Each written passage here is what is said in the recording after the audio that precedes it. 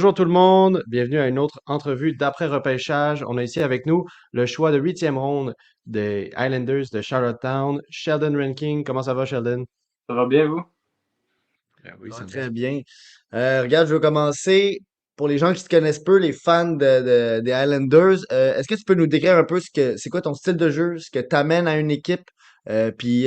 By the way, juste rendu là, c'est quoi ton modèle ou un peu le type de joueur auquel tu t'identifies là, dans la Ligue nationale ou la LHMQ?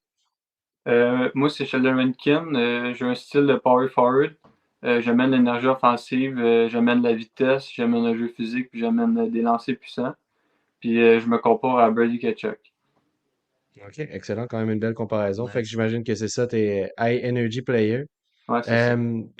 Toi, tu t'es retrouvé dans une situation quand même particulière où après ta saison QM15, tu as fait une seule game en QM17, puis après ça, ça a été carrément direct QM18. Fait que ça a été quoi tes plus gros défis dans cette transition-là de QM15 à QM18? Je pense que comme toutes les autres années, c'est l'exécution. Elle devient toujours plus vite. Puis je pense aussi que ça va être ça avec la Ligue junior majeure, mais je pense que je suis capable de bien m'adapter. Puis je pense que ça va bien aller.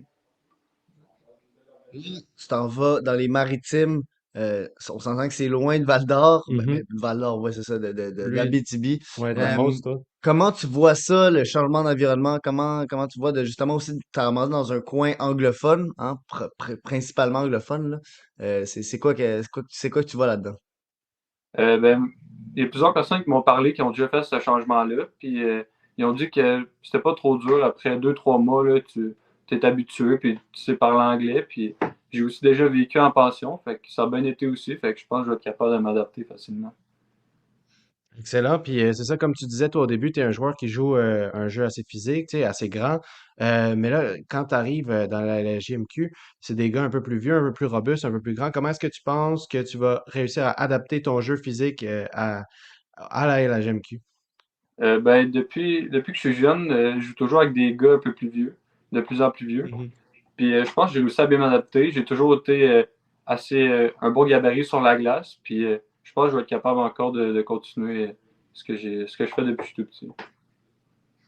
On va revenir aux séries d'Amos. Vous étiez un peu vu comme l'équipe, c'est un peu underrated, là, un peu sous-estimé.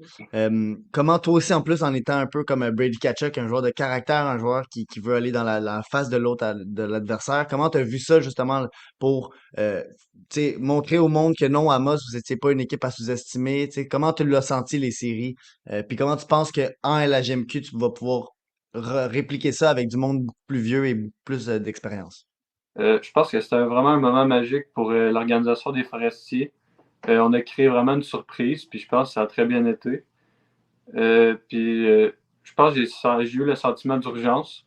Puis je pense que ça peut m'aider, ça peut juste m'aider si je joue un jour à LHJMQ, là, d'emmener ce jeu, ce sentiment d'urgence-là, puis augmenter mon level. C'est ça, puis moi j'ai parlé à deux de tes coéquipiers plus tôt, donc Mathias notamment, puis c'est ça les deux, ce qu'ils me disaient à propos des séries de Amos, c'est que vous avez vraiment réussi à bâtir un grand esprit d'équipe, à être super proche, fait que maintenant tu sais ça va faire un gros contraste. Comment est-ce que tu penses que ça va faire de jouer avec des gars avec qui, v'là un mois, tu étais autant proche, tu sais? C'est sûr, ça va être. Ça va faire un peu bizarre au début, là, mais sinon, je pense qu'on peut bien s'adapter vite. Là. Je pense que ça va bien aller après moi.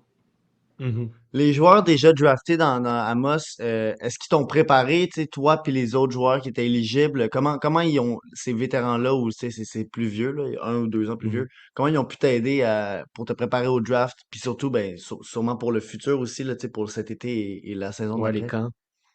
Ouais, ben, je pense qu'ils nous ont donné leur expérience. Ils nous ont donné, eux autres, qu'est-ce qu'ils ont vécu. Puis ils nous ont m'ont suggéré quelques affaires aussi, mettons, dans les camps.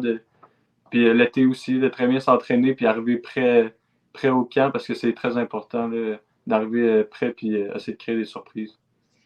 Ouais, c'est ça, justement, parlant de camp, tu parles de l'importance d'arriver prêt, puis je me demandais, moi, justement, pour ta prochaine saison, admettons, si on se reparle l'été prochain, au même moment, où est-ce que tu aimerais en être? C'est quoi tes objectifs pour la prochaine saison? Mon premier but, ça serait de faire les Highlanders. Mhm. Ils sont justement en reconstruction, puis ils m'ont beaucoup parlé, puis ils sont très intéressés. Fait que c'est sûr que ça serait mon premier choix. Sinon, je retournerai me développer dans ma ligue, dans mon ancienne équipe, les Forestiers, avec mes anciens coéquipiers, puis essayer de leur faire l'équipe l'année prochaine encore mieux. Ouais, peut-être un rôle un peu plus de vétéran aussi. Si tu retournes en Ouais. QM18, ça peut être intéressant aussi. Puis, bon, les objectifs, mais qu'est-ce que tu penses qui est les plus gros défis qui vont arriver, tu sais, qui vont un peu aller à l'encontre peut-être de tes objectifs, là? C'est quoi que tu penses qu'il faut que tu travailles le plus pour te rendre justement à cet objectif-là? Moi, je pense qu'il faut que j'amène plus de lancers au filet. J'amène des bonnes OK. shots au filet, mais je pense que je pourrais l'emmener plus souvent, puis je pense que ça l'amènerait plus d'occasions de scorer pour l'équipe, mettons, créer des rebounds, créer des chances. Puis je pense que ça augmenterait mettons, utiliser un screenshot, ça peut toujours être dangereux, puis je pense que je le fais pas assez Mhm. souvent. Excellent. Bon.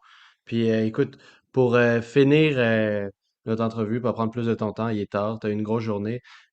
Toi, là, quand tu es jeune, mais tu as quand même fait beaucoup de hockey dans ta carrière, c'est quoi, dans ta carrière passée, pour le moment, le plus gros défi que tu as eu à affronter? C'est quoi le plus gros défi que tu as eu pour le moment? Euh, pour le moment, c'était les moments les plus. Ben, c'est plus cette année, là, j'ai des moments difficiles, là. Mhm. C'est sûr que ça va pas toujours bien dans une saison, mais je pense que cette année, j'ai eu un petit relâchement, puis l'équipe aussi, on a eu plusieurs défaites de suite, puis je pense que c'est un dur moment de remonter, puis d'essayer de gagner, mais ça marchait pas. Puis on était vraiment bas, toute l'équipe, puis moi aussi, puis je pense que c'était un de mes moments les plus durs de ma carrière.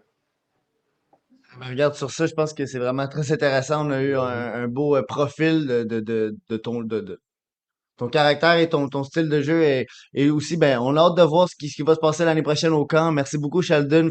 Félicitations pour aujourd'hui. Beaucoup de travail derrière qu'on voit pas. Non, c'est Hein. Des fois, ça. c'est tout justement les défis. Fait que je te souhaite un bon entraînement cet été. Puis sur ça, ben, je souhaite de te voir jouer en LHMQ dès l'année prochaine. Ouais, Merci beaucoup. Pareillement. merci beaucoup à vous. Félicitations, hein, puis repose-toi bien, là. Ouais, Grosse journée. bonne soirée. Bonne soirée.